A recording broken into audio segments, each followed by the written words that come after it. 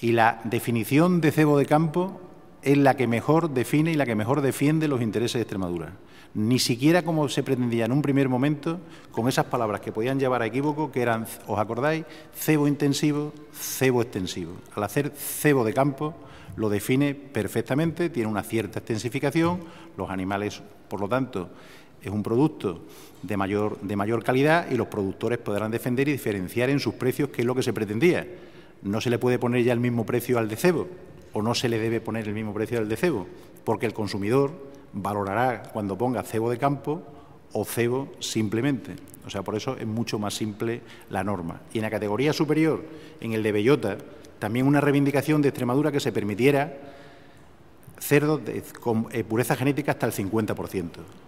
Todos acordarán que en un primer momento, y sobre todo por las presiones que hacían en Andalucía, solamente querían que se admitieran pureza 100% cuando hablábamos de bellota. Eso perjudicaba los intereses de Extremadura gravemente, que ahora quedan acogidos al recogerse estas alegaciones.